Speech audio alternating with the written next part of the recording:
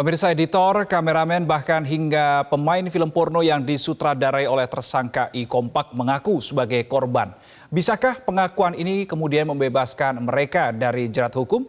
Kita akan diskusikan kali ini dengan pengamat hukum pidana Asep Iwan Iriawan. Kang Asep, selamat sore. Selamat sore, Mas Redo. Sehat selalu, Baik. semangat selalu. Sehat selalu, Kang Asep. Sebelum saya menanyakan bisakah kemudian mereka bebas dari jeratan hukum ke Kang Asep ketika menyebut diri mereka sebagai korban, saya ingin tahu sebetulnya apa saja persyaratan seseorang ini bisa dikategorikan sebagai korban dari perspektif hukum, Kang Asep. Ya, pertama kita lihat dulu ya, ini faktanya ada orang berbuat dalam tanda petik ya, bilangnya apa, film porno. Kalau porno berarti masuk pornografi atau undang-undang kesusilaan. Yang diatur pornografi itu diantaranya ketelanjangan, masturbasi dan sebagainya lah gitu kan. Intinya ada perbuatan itu disebarkan, ditransmisikan, distribusikan, dapat diakses. Orang juga tahu ya. Anak-anak saya tadi suruh lihat, mahasiswa pada ngelihat, oh iya. Nah, sekarang perbuatan itu pidana atau enggak? Nah, perbuatan itu ya dia harus mengetahui dan menghendaki. Kalau dia mengetahui itu perbuatan itu dilarang dan menghendaki, ya dia masuk. Jadi nggak bisa dikatakan korban. Korban itu paling gampang gini.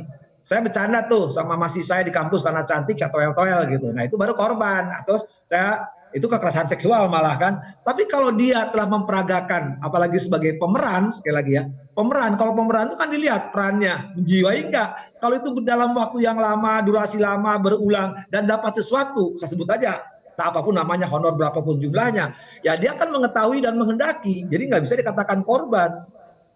Oke, berarti kata kuncinya ada di mengetahui dan menghendaki. Artinya ini harus terpenuhi semuanya atau cukup terpenuhi salah satu saja ini sudah bisa dikategorikan sebagai korban, Kang Asep?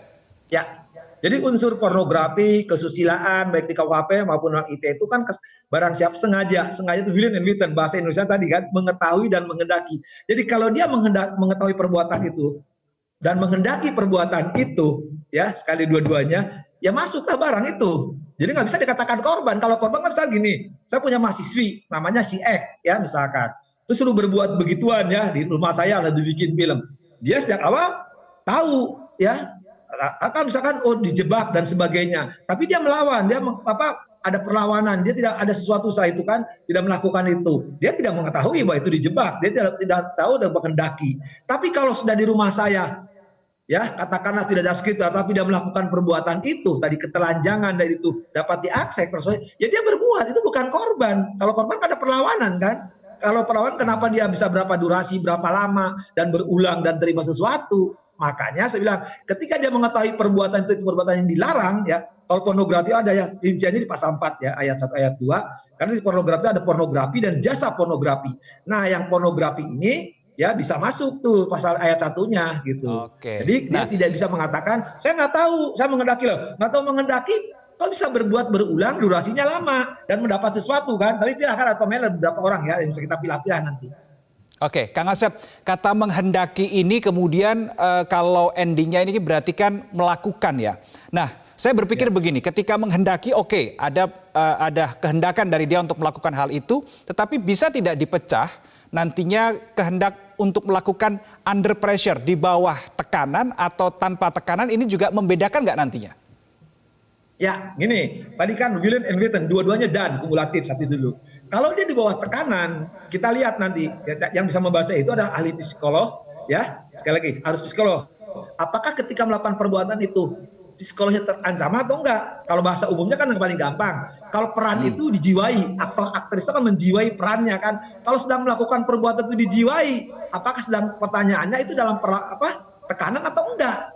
Satu, kedua. Ya, kalau dalam tekanan tadi saya katakan, kenapa waktunya durasinya berulang dan lama, ya, dan terima sesuatu, itu yang akan menyebabkan yang bersangkutan kena. Tapi kalau misalkan nanti ahli psikolog menjawab, oh dia kelihatan waktu main tuh tertekan, tidak ekspresi, apalah istilahnya itu istilah teknis ya, yang bukan bidang hukum.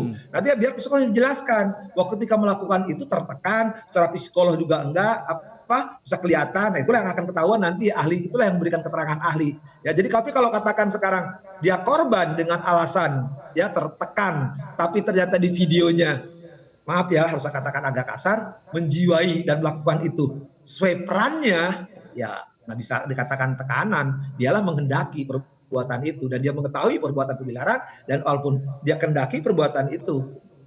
Oke, baik. Kang Asep, ketika para pelaku pemeran apapun perannya di dalam rumah produksi ini ya, ketika mereka sudah mengetahui hal tersebut, tapi kemudian mereka tidak kemudian melaporkan ke aparat kepolisian, apakah ini artinya berpotensi membuka ruang ada double pasal yang akan dikenakan? Yang satu soal pornografi, yang satu mungkin karena tidak melaporkan ke pihak aparat yang berwajib, misalkan, Kang Asep.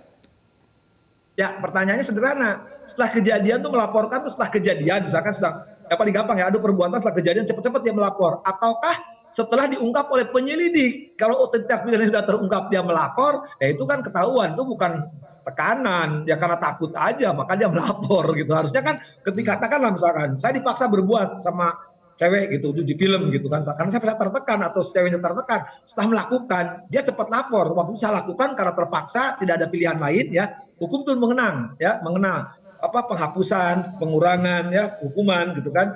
Nah, kalau misalkan setelah melakukan itu dia tahu dalam tekanan, apalagi dalam perintah, misalkan terpaksa, dia cepat melapor, itu hal bisa dipertimbangkan. Tapi kalau sudah kejadiannya dibuka oleh aparat, ya melapornya ketahuan dong. Kalau nggak ketahuan nggak ngelapor. Oke, baik. Selain tadi ya, saya pinjam diksi Kang Asep, menjiwai tadi yang Anda gunakan. Kemudian yang kedua, mereka melakukan sudah banyak episode, tidak hanya satu episode saja yang dilakukan, yang diproduksi begitu ya. Apakah kemudian dengan faktor yang ketiga akan saya sebutkan, menerima bayaran, ini akan kemudian memperkuat bahwa status mereka bukan korban di sini?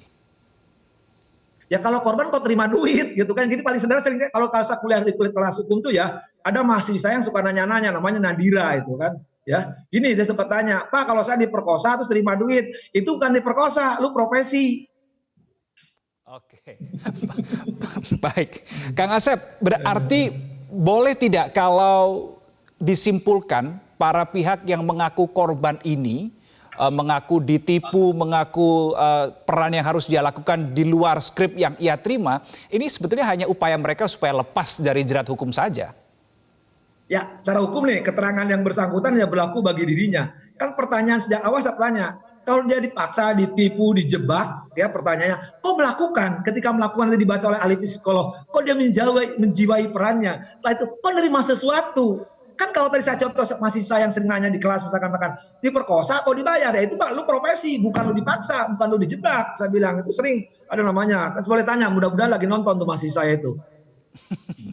Kang Asep, oke, kalau kita berarti sepakat di sini mereka semua tidak bisa dikatakan korban ya, karena sudah dilakukan selama rentang waktu yang cukup lama, episodenya juga yang dilaporkan adalah cukup banyak, tidak hanya satu episode.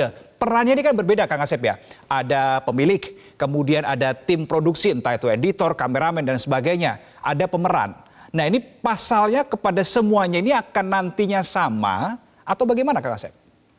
Nah, harus bisa. Kalau nanti kena undang-undang, ini kan bisa kena, harus berlapis ya. Undang-undang kesusilaan ITE bisa kena, undang-undang kesusilaan di KUHP juga bisa kena ya, 281 sampai 303 Juli malah masuk itu. Nah, yang penting kalau di undang-undang pornografi itu dilarang itu juga disebut di awal pertama ada pornografi. Jadi hal-hal yang sifatnya tanda petik ya, kita nggak boleh ngomong gitu, pokoknya hal terbukaan, ketelanjangan bahasa KUHP-nya ya, bahasa undang-undangnya. Kedua, jasa pornografi. Jadi harus dipilah. Nanti sih yang bikin tuh yang profesinya itu masuk kategori jasa pornografi. Maaf ya sebut mereka produsernya dan kawan-kawan lah krunya itu kena jasa pornografi. Pasalnya bisa kena 15 tahun ancamannya. Tapi kalau para pemain, nah kalau bahasa KUHP-nya turut serta para pelaku pornografi ini nanti akan beda perannya. Misalkan bisa kena pasal 29. Jadi hati-hati loh, 29 itu 10 tahun loh ancamannya. Tapi kalau tadi para produsernya kena undang pornografi bisa 15 tahun. Jadi saya kira hati-hati perbuatan ini ancamannya cukup berat gitu kan bagi mereka pelaku. Bahasa sederhananya kata, ada undang-undang pornografi yang mengatur siapa melakukan pornografi, keterbukaan dan diproduksi, dijadikan jasa, diperjualbelikan, diedit, secara spesial dan sebagainya. Ancamannya bagi para yang mengadakan tuh. Gue nih Ren, saya kasih tahu aja, ini deket rumah saya kok, Pasar Minggu. Saya kan tinggal Pasar Minggu, jadi kita cukup tahu gitu kan, ini gila juga kan. Jadi ini akan kena mereka ini. Jadi tadi harus dipilah-pilah. Cuma nanti para pelaku ini akan dilihat ya sejauh mana mereka ya keterlibatannya apa sering gitu, berapa episode, berapa durasi, ya berapa jumlah. Tapi sekarang jumlah uang tidak menentukan. Yang menentukan berapapun yang dia terima itu akan memberatkan yang bersangkutan. Nanti yang memberatkan berulang-ulangnya itu yang akan memberatkan. Cuma, nah nanti mungkin yang sedang menolong itu ahli psikologi akan membaca. Oh ternyata betul-betul dia sedang dalam tanda tertekan. Tapi kalau tadi saya lihat sama mahasiswa di kuliah ya, saya suruh buka. Kalau dibuka Pak, ya itu mah menjiwai Pak katanya. Ini mahasiswa loh, tapi ahli psikologi yang harus membaca. Kalau mahasiswa saya baca itu menjiwai Pak. Itu peran yang diperankan itu kan, ya begituan itu katanya ya kenalah pornografi. Ya saya bilang ya, yang tahu kan mereka yang melakukan. Oke, Kang Asep terakhir, bagaimana kemudian dengan pemilik rumah sebagai penyewa tempat meskipun sudah mengaku tidak tahu menahu ada produksi film itu, apakah juga berpotensi juga dijerat hukum, Kang Asep? Ya kalau pemilik rumah kan sewanya bukan untuk nyewa gituan. Kalau nyewa gituan pasti bapak yang punya rumah tidak akan kasih kan. Sewanya untuk kepentingan lain. Jadi nah ini dia tidak mengetahui dan dia tidak menghendaki, bagi pemilik rumah tidak akan kena. Tidak keturutsertaan atau membantu, dia tidak kena karena dia tidak tahu yang punya rumah. Seperti gini contoh, saya kontraktor, kontrakin rumah dan kantor, terus dipakai teroris, pakai apapun, ya saya nggak kena karena saya nggak tahu. Sejak awal juga perjanjian saya adalah mengontrakan. Nah, di kasus ini ya si bapaknya kan juga kan marah karena dia tidak tahu, kecuali kalau tahu dia diam-diam. Nah baru harus diperiksa lebih lanjut. Tapi kan tuh kegiatan itu mana terbuka kan, pasti tertutup, hanya memproduksi ya. Ya jadi kalau Reno mau deket itu pun dekat rumah saya, bisa main-main lah ke tempatnya. Baik, Kang Asep Iwan Iriawan, pengamat hukum pidana, terima kasih sudah berbagi perspektif pada sore hari ini, Kang Asep. Jelajahi cara baru mendapatkan informasi. Download Metro TV Extend sekarang.